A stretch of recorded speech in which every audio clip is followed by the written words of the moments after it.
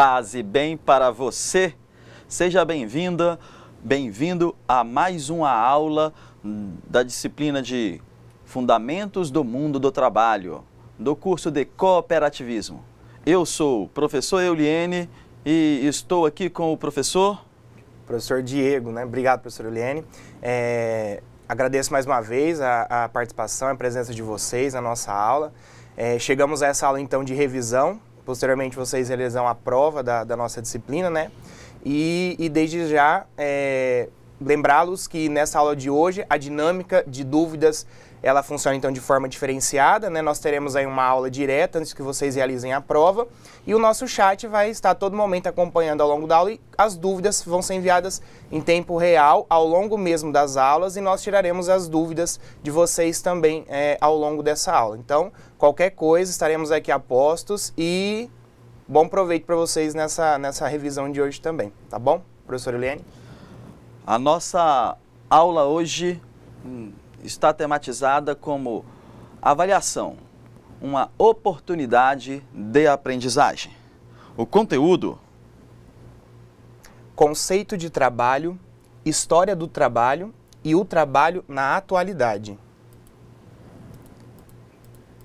Como objetivos da aula de hoje, nós iremos então reconhecer o trabalho humano como elemento de transformação intencional da natureza, entender as diferentes formas históricas do trabalho e relacioná-las aos contextos produtivos nos quais estão inseridos, pensar as relações de trabalho dentro do modo de produção capitalista e refletir sobre as formas de luta no mundo do trabalho, especialmente a partir do final do século XIX. Quem é o ser humano? Vamos começar a falar sobre este assunto, sobre o nosso tema hoje, voltado para essa questão de quem é o ser humano. Para trabalhar isto, eu peço licença, peço a ajuda do professor que está aí conosco no polo, para juntos realizarmos uma atividade. Por favor, oriente os alunos a participarem conosco de um relaxamento. Queridos estudantes, participe. Você que está aí chegando, você que está aí sentado, participe da atividade conosco. Para quê? Qual é o objetivo dessa atividade? Vou utilizá-la para introduzir o assunto de quem é o ser humano e o conceito de trabalho. Vou utilizar essa dinâmica, essa pequena atividade, durante as explicações. Eu e o professor Diego vamos fazer aqui, e eu convido você a fazer aí, ok? Então, vamos lá, fique em pé, fique ao lado da cadeira, fique na frente da cadeira, fique em pé, todo mundo, ok? Já está em pé, rapaz? Vamos? Todo mundo em pé. Isso, legal. Deixe o corpo solto sobre as duas pernas, o peso devidamente distribuído. Não assim, ó, o peso só de um lado ou só do outro, não. Peso devidamente distribuído, como está o professor Diego. E agora vamos relaxar um pouco. Solte os braços, balance um pouquinho os braços. Isto. Vamos para essa parte que é um pouco mais tensa, o ombro aqui, tá vendo? Vai fazendo de forma circular para trás. Vamos 5 vezes. 1, 2, 3, 4, 5. Agora para frente, todo mundo, hein? Vamos lá? Para frente. 1, 2, 3, 4, 5. Muito bem, todo mundo fazendo? Quem não está fazendo aí, vai lá, insista para ele fazer. Todo mundo participando, ok? Agora foi o ombro, vamos o pescoço. Você vai fazer um círculo com o pescoço, com a cabeça assim, ó, tá vendo? 5 vezes. Um lado. 2. Acho que eu tô do lado errado. 3, tudo bem. 4. 5. Agora do outro lado, vai. O contrário. 1, 2, 3, 4,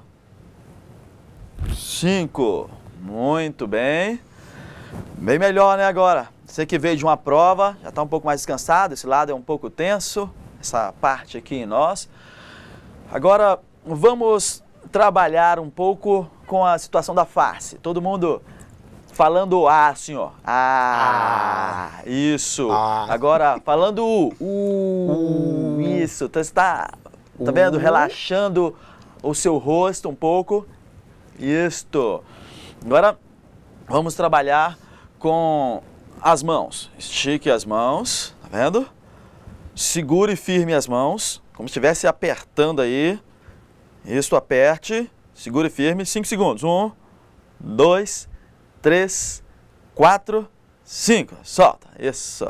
Agora estica a mão, estica os dedos. 1, 2, 3, 4, 5. Muito bem, solta, relaxa. Agora vamos fazer assim, ó. Puxa um pouquinho para trás, tá vendo? Segura, ok? Sem machucar, tá certo? Sem machucar.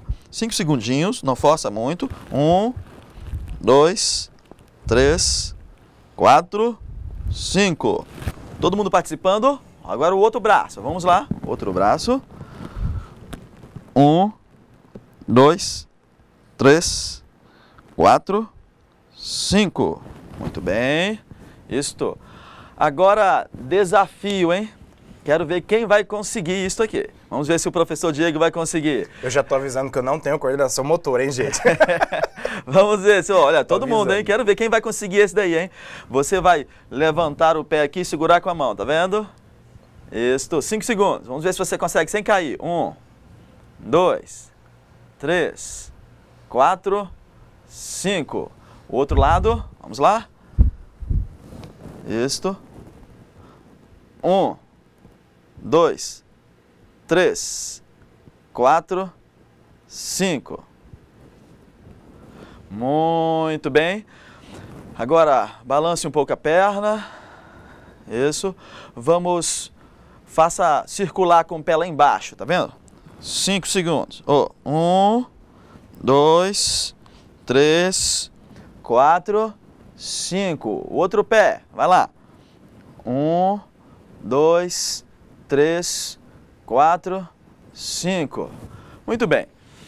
Teria muito mais, mas esse daqui é o básico. Relaxamos as mãos, o ombro, o pescoço, a face, as pernas. Agora, vamos nos acalmar um pouco mais, vamos trabalhar a respiração. Vamos respirar 5 vezes de forma profunda. E não é estufar o peito. O pulmão não está aqui, aqui está o coração, se eu não me engano, não é? Aí é estranho, né? O pessoal estufa aqui. Vamos encher o pulmão, está mais ou menos nessa proximidade aqui. E aí você vai puxar o ar, vai segurar um pouquinho e vai soltar o ar. Vai puxar pelo nariz. Se tiver entupido, aí vai ser difícil, né? Aí você puxa pela boca, tá ok? Aí ao soltar o ar, você solte o ar pela boca entreaberta, tá ok? Vamos lá, começando. Então, vamos fazer assim com a mão, olha, para trabalhar com a respiração. Coloque a mão assim, todo mundo. Vai lá, postura. Ok? Todo mundo aí? Tô esperando, todo mundo. Ok? Vamos lá. Puxando o ar. Puxa o ar vagarosamente. Puxa. Segura. Solte o ar vagarosamente. Esvazia o pulmão. Puxando o ar novamente, vagarosamente, vai. Segura. Solte o ar vagarosamente.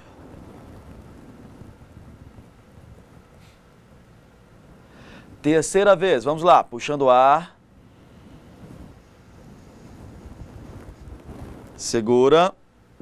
Solte o ar vagarosamente.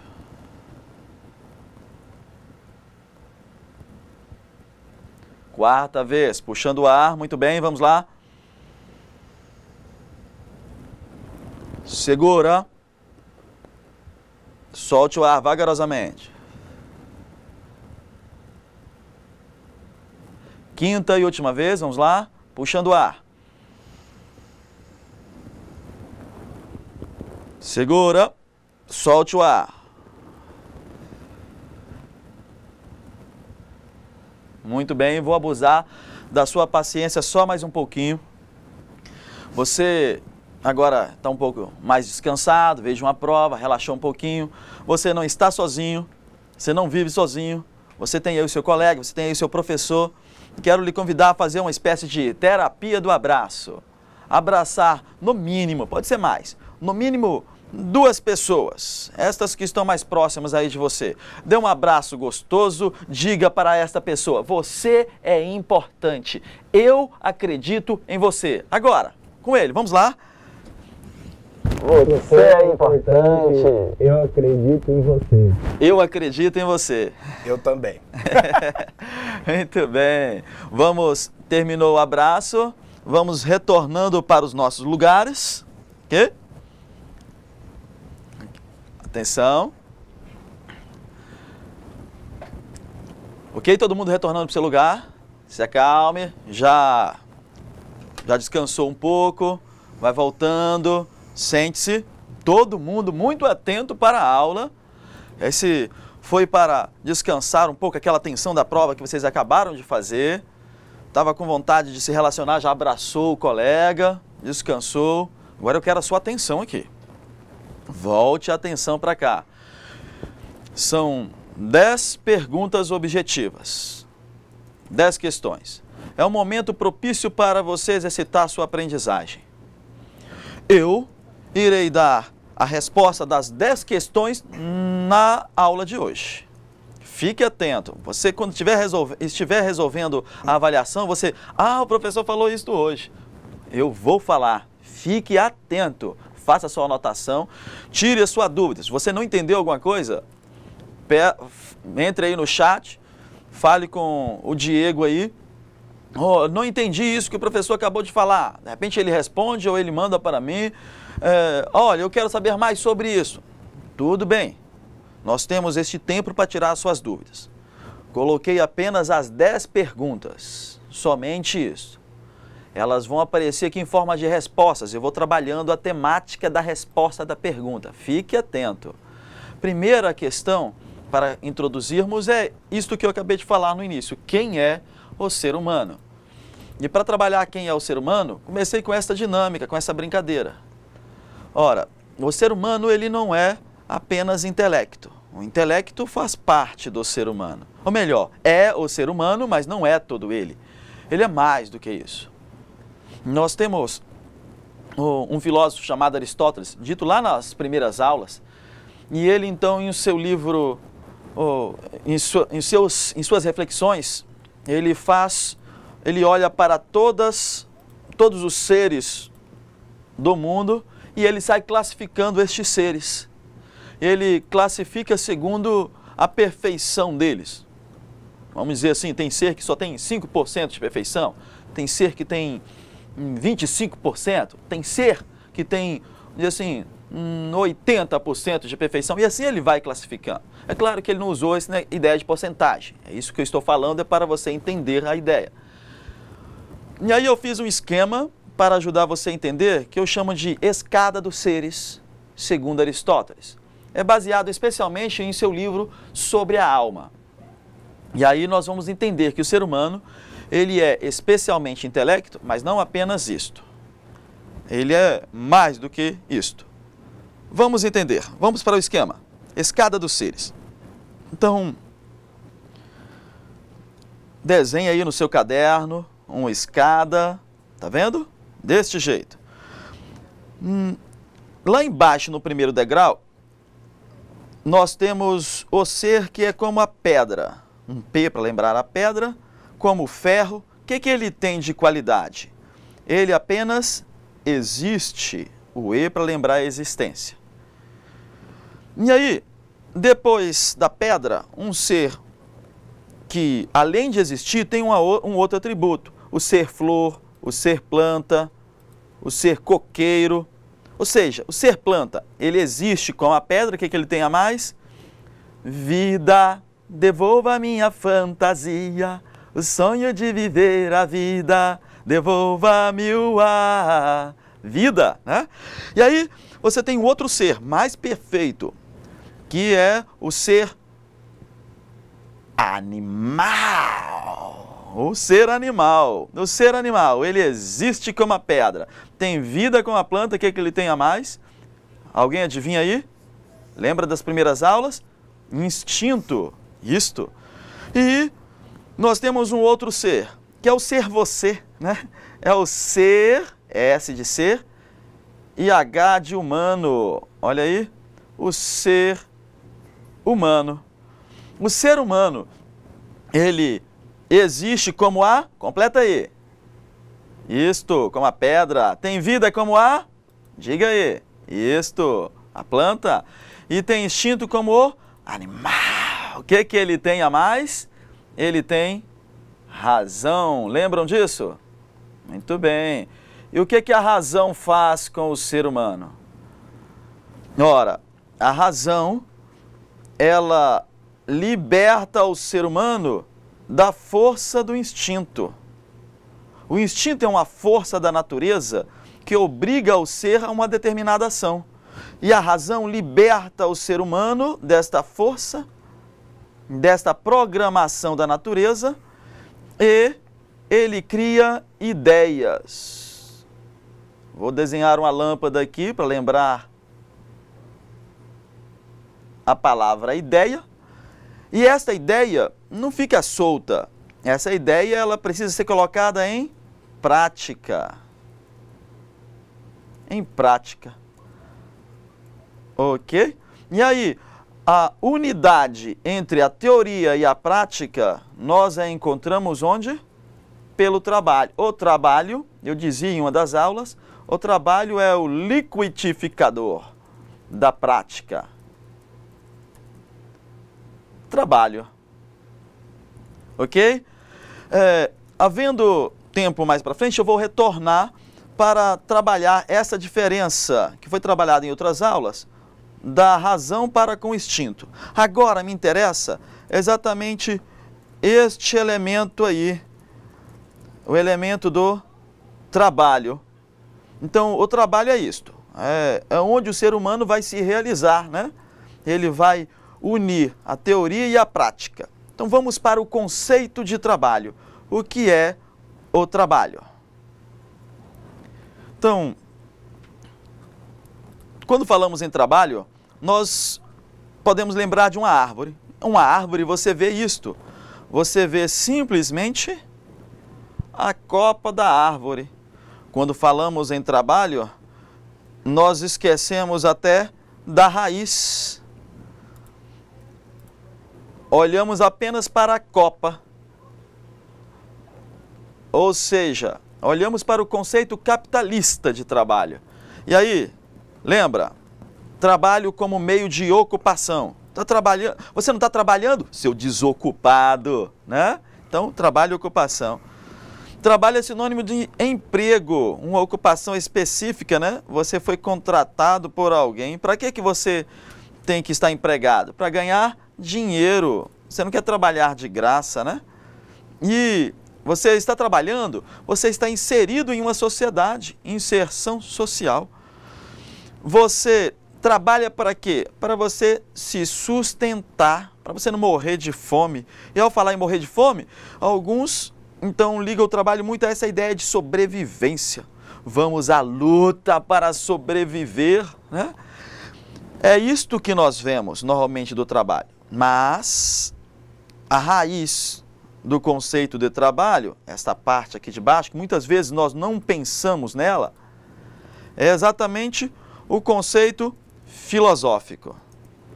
Este conceito filosófico, o que é trabalho para a filosofia? Então, trabalho é uma criação da vida humana, lembra? Trabalho é a unidade entre teoria e prática. Então, criação da vida humana, onde ele acaba sendo condição dos seres humanos em relação aos seus iguais. Ou seja, coloca o ser humano em relação com os outros seres humanos. E ele faz isto para quê? Para satisfazer as várias necessidades físicas, ideológicas, mas suas necessidades. Vamos para aprofundar o conceito de trabalho.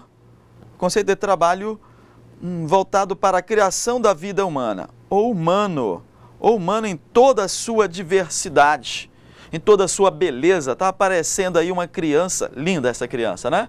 E lá da primeira aula, lembram dela? Eu achei linda, fiz questão de colocar. Resgata o humano, a beleza do ser humano, assim como você é lindo. Aí, pelo trabalho, o ser humano vai fazer o quê?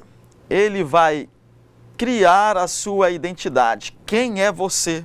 Pelo trabalho, você se singulariza. Você define quem você é.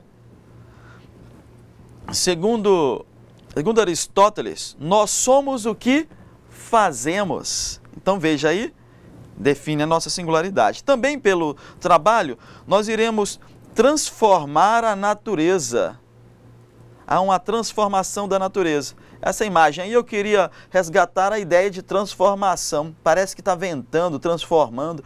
E aí nós pegamos a natureza, olha aí, colocamos dentro de uma garrafa e trabalhamos com essa natureza, mexemos, manipulamos. Ou seja, pelo trabalho o ser humano transforma a natureza. Mas o trabalho não é realizado isolado, sozinho. O trabalho, ele envolve relações sociais. Você, mesmo sem saber, recebe influência das outras pessoas.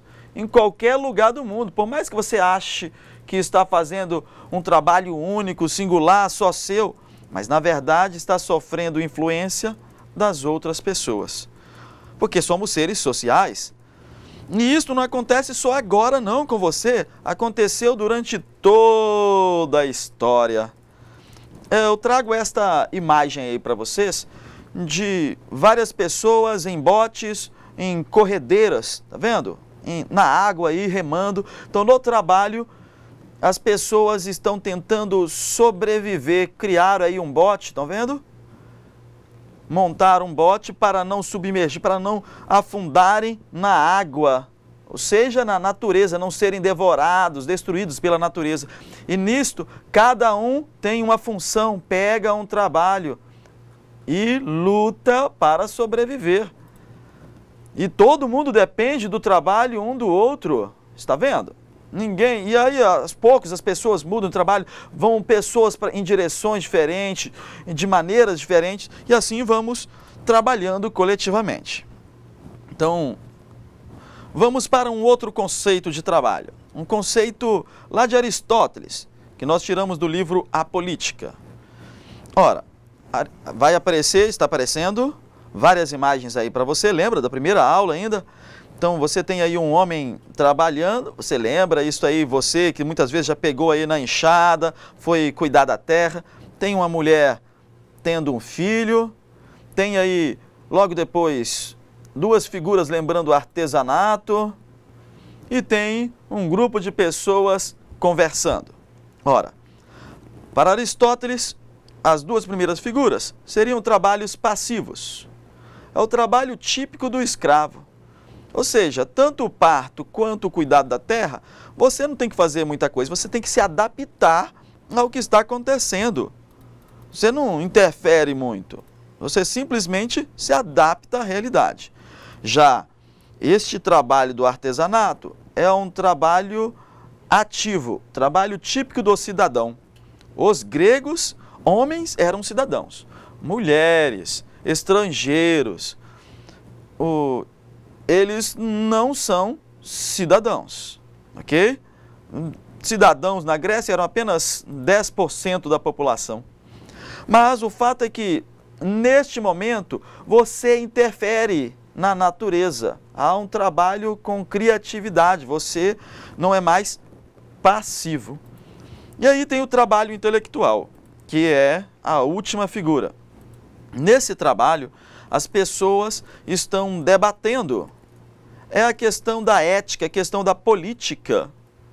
Então, o político, para discutir sobre a realidade, ele não pode ficar realizando esses trabalhos do cidadão ou o trabalho do escravo, para ele poder pensar. Estas pessoas aqui, cidadãos, elas negam, elas estão negando não, exatamente, perdão, elas estão negando, de alguma maneira, a produção intelectual. Ou seja, para produzir intelectualmente é preciso haver um ócio. Mas ócio não no sentido de preguiça, seu preguiçoso, não. No sentido de espaço para criar. Seja ócio criativo. Vamos criar leis, vamos criar rumos. Então você tem a palavra negócio. Aqui nós vamos para uma distinção que está presente até hoje, a partir dessa concepção de Aristóteles, que é a diferença entre o trabalho físico e o trabalho intelectual. Que nós sofremos, estamos organizados de alguma maneira até hoje por causa desta distinção, ok? Vamos lá. Exemplo, tem um engenheiro, é o típico trabalho de quê? Intelectual. E você tem o pedreiro. Ele, então, é o típico trabalho físico. O pedreiro, ou melhor, o engenheiro, ele trabalha intelectual, ele vai projetar, ele vai pensar alguma ação. Quem vai executar esta ação é o pedreiro, que fica com o trabalho físico. Na unidade do trabalho dos dois, é que nós temos a construção de nosso mundo, de nossa cidade. Ok? Aí, a cidade, ela acaba atingindo o fim pensado e esperado por todos. Aquilo que todos estavam querendo. A cidade é como projetamos. Mas será que a cidade realmente está atendendo o desejo de todos? Será que estamos conseguindo fazer realmente isto? A grande questão é esta, que eu quero chamar a sua atenção. Nesta divisão que aconteceu, basicamente valorizando mais o trabalho intelectual e menosprezando o trabalho físico, o nosso mundo acabou separando o trabalho dos dois. E o trabalho dos dois deveria ser complementar, nenhum nem outro mais importante, para que a construção de nossa cidade, nosso mundo, desse certo. No entanto, encontramos vários problemas em nossa cidade. Por quê? Porque não está havendo unidade. Às vezes, quem está pensando não está entendendo o problema real de quem está vivendo na cidade, quem está trabalhando com a mão na massa, no trabalho físico. O pensamento daquele não está sendo valorizado. Então, é preciso reaver essa unidade do trabalho como unidade entre teoria e prática, ok? Agora, nós vamos para uma outra ideia que quero trabalhar com vocês, aprofundando o conceito do trabalho. Lembra, trabalho, quando nós vamos unir teoria e prática, nós temos o conceito de força e de relação de produção. A força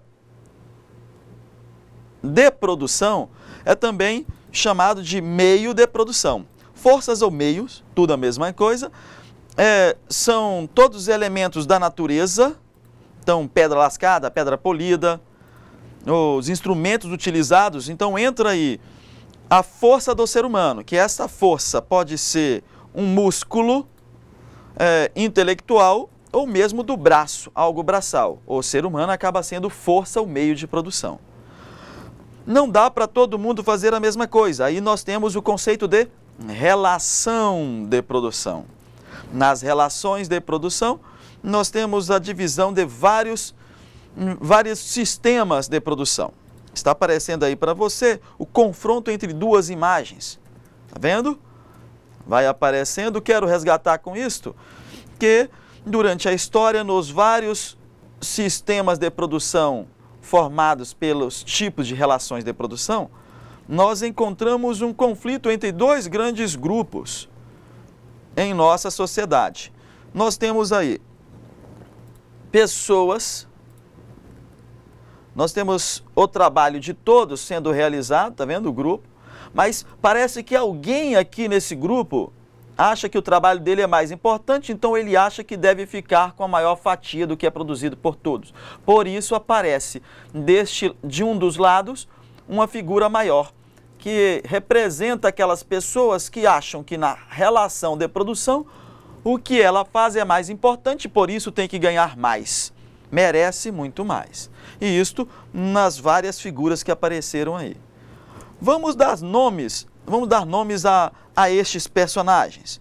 Você tem então um confronto entre o Estado e o povo. Entre o Estado e o povo, nós podemos dizer que é a ideia do comunismo. Você tem o Estado e o proletariado ou o povo. Por que o povo se sujeita à orientação do Estado? Porque, qual é o X da questão? É que está sendo prometido para o povo uma sociedade perfeita, igualitária. Ok? E aí eles se sujeitam a isso. E aqui, o Estado e o súdito.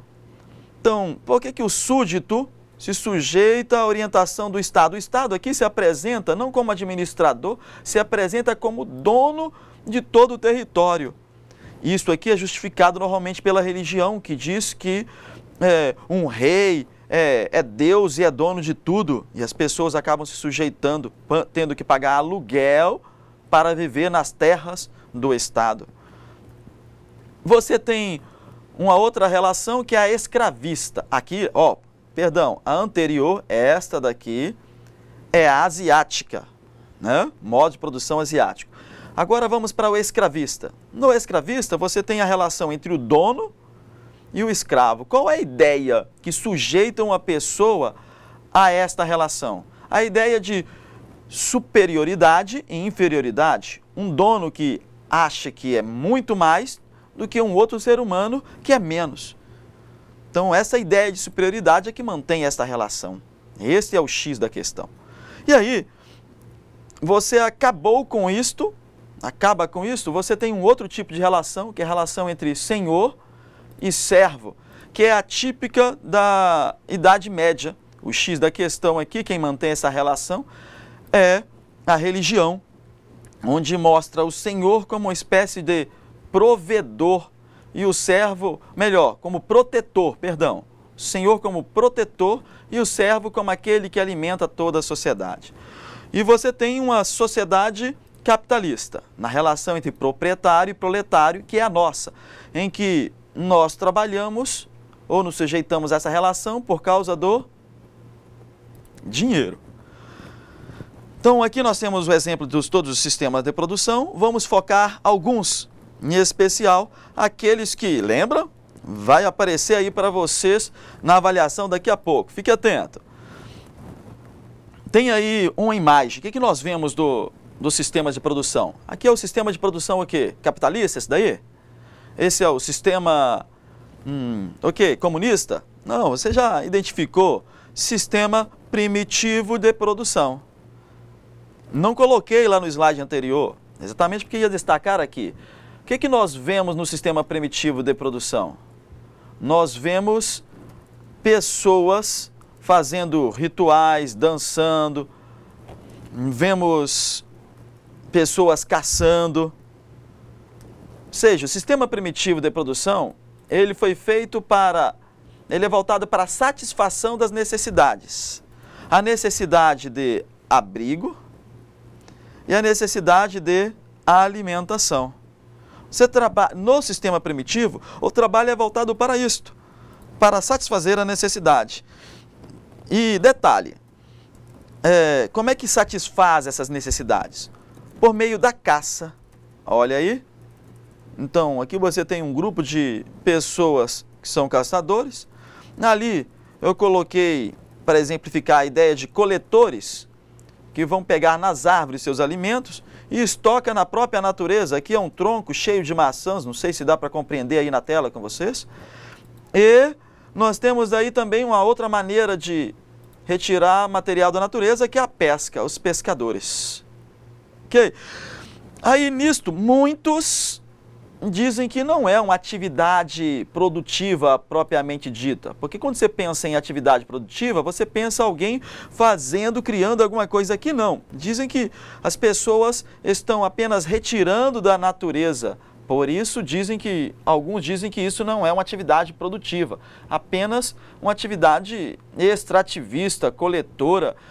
Bom, isso é a ideia de alguns pensadores, alguns antropólogos, mas há outros que defendem que isto é uma atividade produtiva, porque afinal você está criando uma maneira de caçar, uma maneira de colher, uma maneira de pescar. Ora, vamos aprender com isto. Olhando para os indígenas, aqui tem um grupo de indígenas, e quero chamar a atenção para os Yanomamis, nem sei se estes são Yanomamis, mas os Yanomamis foram chamados de sociedade de abundância. Por quê? Porque dedicam poucas horas à produção,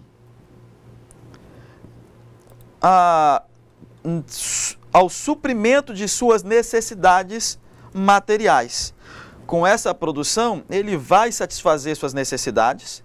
E detalhe, essas necessidades elas não são crescentes, elas permanecem estagnadas em um ponto. Quero que você entenda isto aí, para aprendermos com o sistema primitivo de produção. Ora, olhe para o seu cotidiano. Imagina um dia, quando criança provavelmente, ou uma pessoa, você de repente acorda de manhã, e tem apenas lá café e tem pão seco. Todo dia, café e pão, café, pão, café, pão. Aí com o tempo você consegue trabalhar um pouco mais e aí você quer café com leite. Aí você vai tomar café com leite e pão. E aí você quer um pouco de pão seco. Vamos cortar esse pão e vamos colocar manteiga. Aí, café com leite, pão com manteiga, né? Aí, depois, não está mais contente com pão com manteiga e você quer um queijinho ali dentro. Delícia, né? Ou, aí, você não está contente só com queijinho, você quer um presunto também, um bife ali dentro, e vai comendo, coloca um alfacezinho. Veja, isso que eu quero lhe dizer, você não está centrado na sua necessidade básica, você parece que vai criando mais necessidades, você vai trabalhando e querendo mais e mais e mais e mais, sendo que no primeiro momento de trabalho já era suficiente para atender as necessidades fisiológicas aquilo que o corpo está pedindo, mas você vai procurando mais, ao contrário da sociedade indígena citada aqui, os Yanomamis, que não procuram mais do que aquilo que precisam de forma imediata. Então, por isso sociedade de abundância. Trabalha pouco, poucas horas, 3 horas, 4 horas no máximo, e pronto, atendeu suas necessidades, o restante do tempo vai se dedicar a brincar, a conviver, tudo bem? As suas celebrações, a nadar, a se divertir, ok? Esta é a diferença da sociedade deles para com a nossa. Vamos olhar um pouco mais para um outro tipo de sociedade, a escravista. A sociedade escravista, as pessoas não estavam mais contentes em produzir para sobreviver e começou a usar a força de trabalho dos outros. O grande referencial são os negros.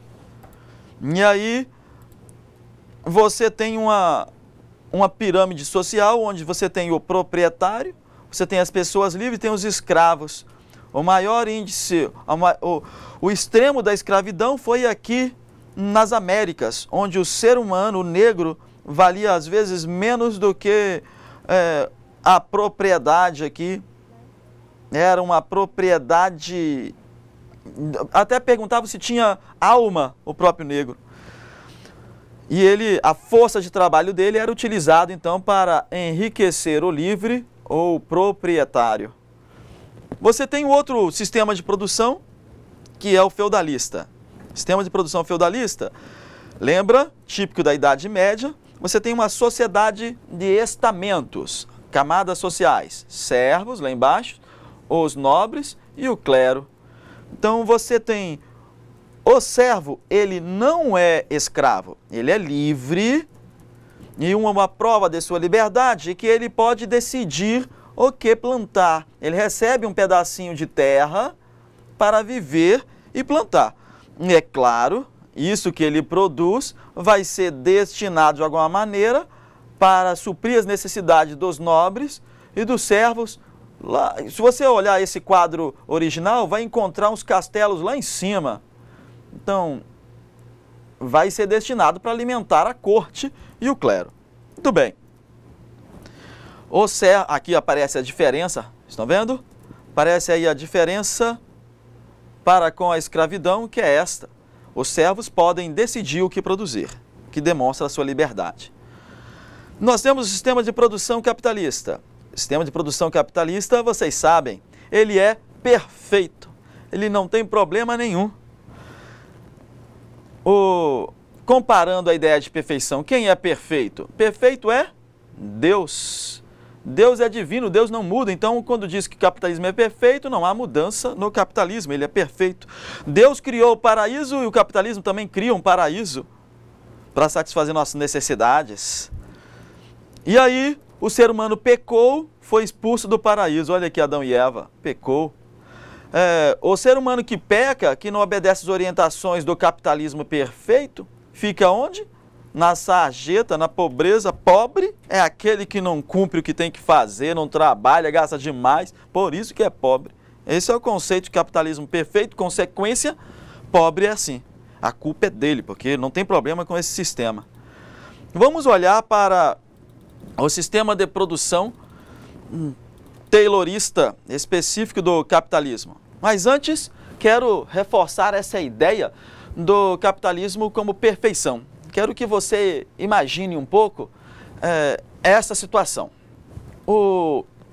Imagina quando você está com algum problema. Então, eu comparei a perfeição com Deus, né? Mas realmente, quer aparecer como divino o capitalismo. Imagina, você está triste, tirou uma nota baixa, levou fora de uma namorada, levou uma bronca de um amigo, da tua mãe, sei lá, está com um problema na sua vida. Aí, o que você vai fazer para você melhorar esse problema interior teu? Sabe o que você acaba fazendo? Já sei, você está com dinheirinho no bolso? Então vai ali e compra alguma coisa que você gosta de comer, pronto, vai melhorar.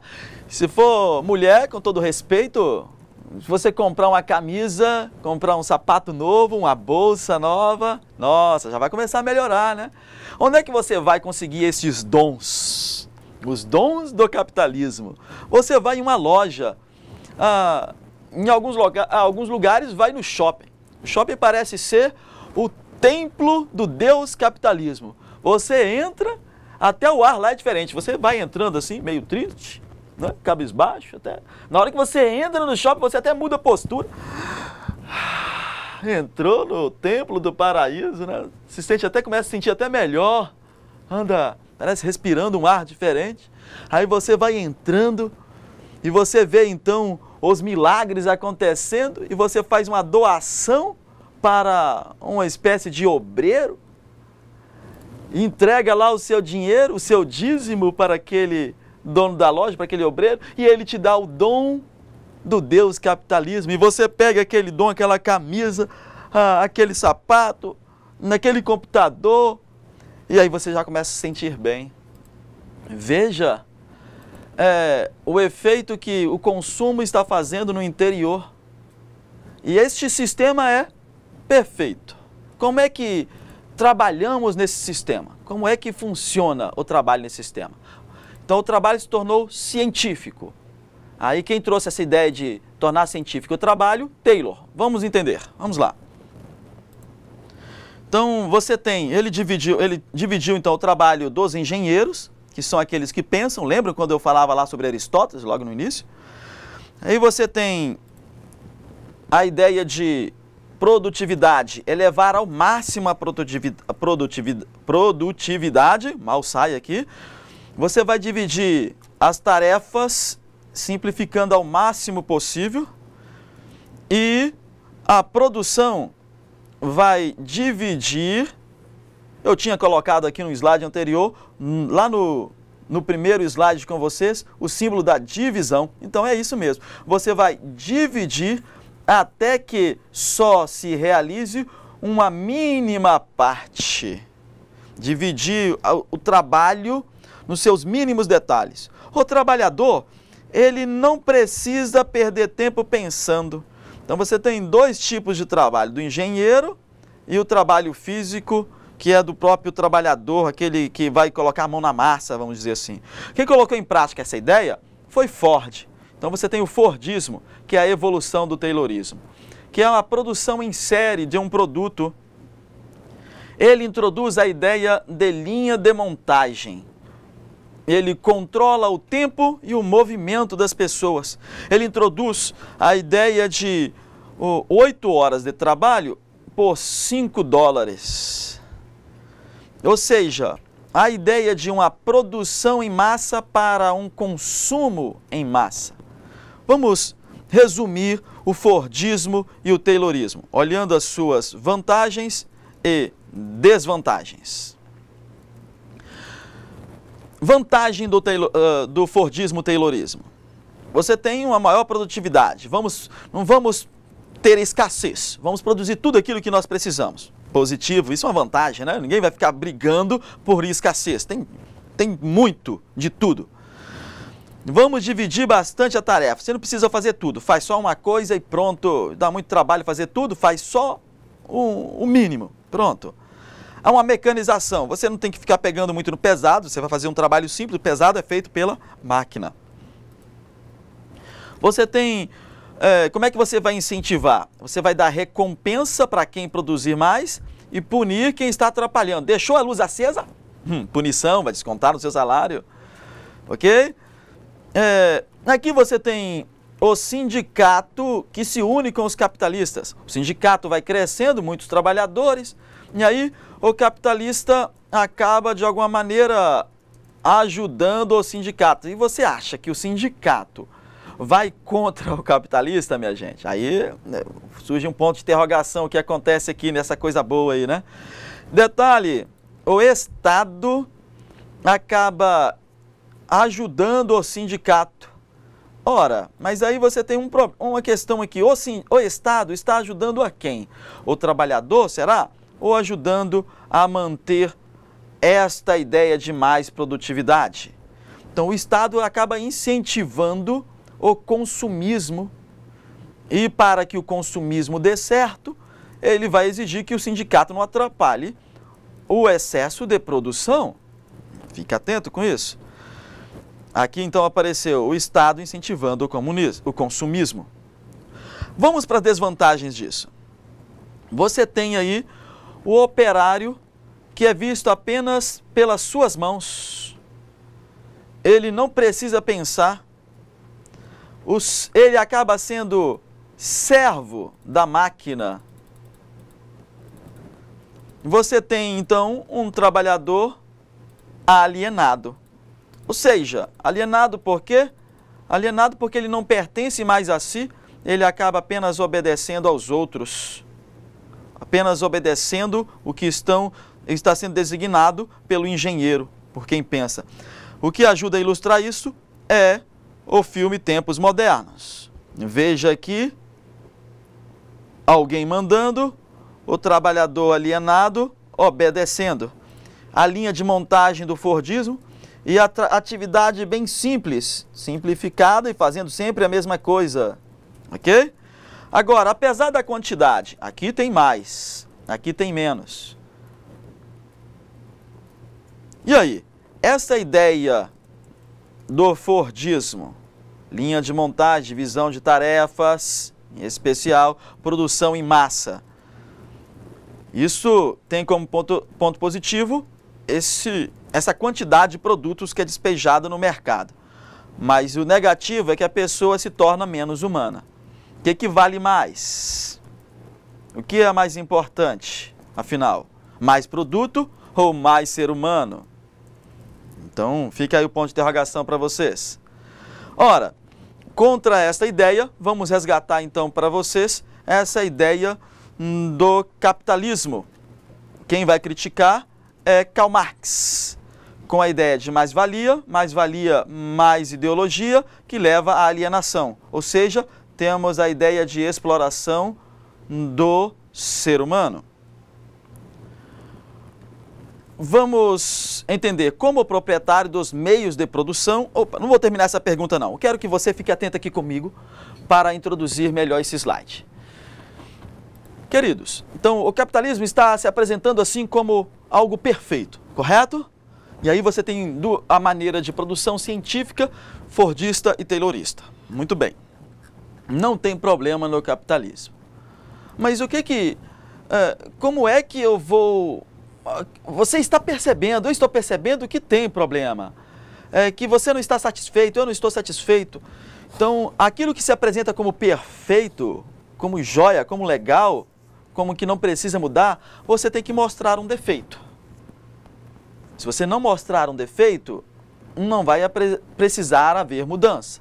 Então, Karl Marx entra em cena e mostra um defeito do capitalismo. Como é que ele mostra esse defeito do capitalismo? Ele mostra que no capitalismo há a exploração do homem sobre outro homem. Como é que ele mostra que há essa exploração? Por que você, eu, o professor que está aí, ou seu pai, ou a sua mãe, se está trabalhando fora de casa, estão lá trabalhando e recebendo pouco, deveria receber o suficiente para você estar muito bem, obrigado, e não está. Correto? Então, o que acontece? Como é que acontece esta exploração? Como é que acontece do proprietário explorar o seu pai ou sua mãe? Vamos entender então agora com os slides.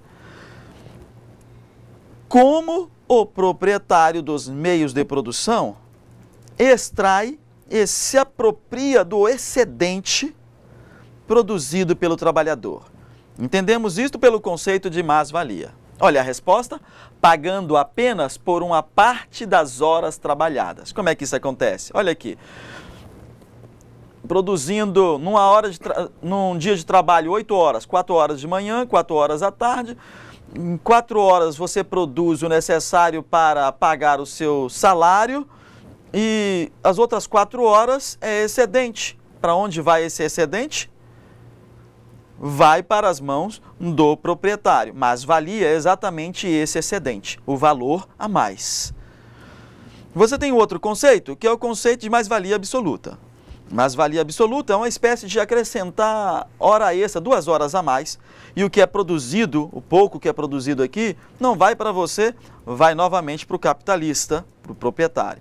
E você tem o conceito de produção de mais-valia relativa, onde você vai colocar nas mãos do trabalhador tecnologia, e em 2 horas ele vai produzir aquilo que ele produziu em 4 horas, quando não tinha tecnologia. Ora, nas outras 6 horas, vai produzir também, de 2 em 2 horas, muito mais. Esse valor a mais é relativo, né, à tecnologia e vai para as mãos do proprietário. É assim que acontece a exploração, mais-valia. Ora, vamos aprofundar um pouco mais essa situação. Você tem a natureza e tem a matéria-prima, correto? Então você tem árvore, você tem a madeira retirada da árvore, matéria-prima. Somando isto, você tem os instrumentos de produção. Você tem serrote, você tem caneta, tudo isto fundindo-se você tem a força de produção. Isto não é um palavrão, isto é a abreviação da expressão força de produção ou meios de produção. O músculo é o único instrumento de produção que o proletário tem, que o trabalhador tem. Já a matéria-prima, a natureza, instrumentos de produção, todo o restante pertence ao capitalista, que define a relação de produção, relações de produção. Esse capitalista, ele estabelece uma relação de produção assimétrica e acontece a exploração. Por meio do quê? Por meio da mais-valia descrita anteriormente. Ora, como é que ele sujeita você, faz você aceitar ficar nessa situação? Ele aplica em você uma ideia que nós chamamos de ideologia, uma mentira, dizendo que você é menos importante, que você estudou menos, que você tem que trabalhar muito e que ele está certo. Em outras palavras, está lhe enganando. Você fica alienado e se sujeita a essa situação, fora da realidade, né? E aí você tem o capitalismo informacional, dito aí pelo Manuel Castells, um espanhol. Nesse capitalismo informacional, você tem a ideia da globalização. Aí você tem o globo, você tem pessoas e você tem a cidade. Quais são as condições técnicas e políticas para essa globalização? Lembre-se, a globalização é focada na economia. Condições técnicas da globalização. É simplesmente a terceira revolução industrial desse capitalismo informacional. Ou seja, você tem a revolução técnico-científica informacional, que é a estrela de nossa realização atual. A robótica, as telecomunicações, a nova energia, a microeletrônica, a informática. É essa a nossa árvore de Natal que encanta pessoas no mundo todo. A terceira revolução industrial. E aí, uma condição política é o neoliberalismo. O neoliberalismo está focado no dinheiro, veja aí, coloquei como óleos duas moedas. Começou nos Estados Unidos com Ronald Reagan e na Inglaterra com Margaret Thatcher. E, resumindo, fazendo um silogismo, um argumento, as empresas transnacionais são absolutas. O Estado não é empresa, logo, qual é a ideia? A não intervenção na economia. Toda empresa precisa de mercado. O protecionismo fecha o mercado, então, fim ao protecionismo, redução das barreiras e das tarifas. Isto é a alegria, na verdade, do liberalismo. É a mesma coisa. A questão é quem vai ser digerido para isso sobreviver. Você vai ser digerido, está no estômago disso. Vive da sua energia. E aí, o modelo disto, o toyotismo. Diferente do outro, você tem a flexibilização da produção, você tem a automatização, mão de obra bem treinada, produz aquilo que é necessário bem na hora e não é nem massa e nem artesanal, porque é produzido para a hora certa. Exemplo disso, então, a empresa Toyota. Você tem o volvismo, então, um forte desenvolvimento tecnológico. Os sindicatos estão fortes e há uma valorização da opinião do funcionário. O trabalhador conhece todo o processo. Eis aí as características. O que vai acontecer com tanta inovação vinda com esse capitalismo informacional, com esses dois meios de produção que apareceu, o toyotismo e o fordismo? Ora, você então tem um trabalho flexível, você trabalha em casa mesmo, em outros lugares, em teia, em rede, está vendo aí? Olha, a teia, a rede. Você terceiriza então o trabalho, uma outra pessoa realizando o trabalho, e às vezes essa outra contrata uma outra. Tivemos até algumas encenações aqui, lembra? De pessoas contratando outras, terceirizando e vivendo o trabalho dos outros. Nisto, há uma facilidade, uma mobilidade dos investimentos pelo mundo todo. Você tem o exemplo das bolsas, que é transferido o dinheiro de um país para o outro, que tende a criar uma rede complexa e diversificada. Fique atento. Desta nova maneira, surgem novos estatutos precários de emprego e salário. Queridos, então você viu que chegamos a esta nova realidade de trabalho, onde a educação faz uma diferença enorme. E é por isso que você está aí, se preparando para fazer esta avaliação, que vai ser daqui a pouco, daqui a uns 30 segundos. E você está preparado e vai gabaritar, porque todas as respostas acabei de dizê-las, ok? E aí, Diego? Pois é, professora Eliane, já nesse finalzinho da aula aqui, eu quero mais uma vez assim, agradecer a todo esse momento que vocês passaram junto com a gente. Eu e a professora Eliane ficamos muito agradecidos pela presença de vocês, pela participação. E hoje, assim, elogiar os professores que interagiram aqui o tempo todo, os alunos elogiando muito o trabalho nosso aqui da aula, professor, gostaram bastante.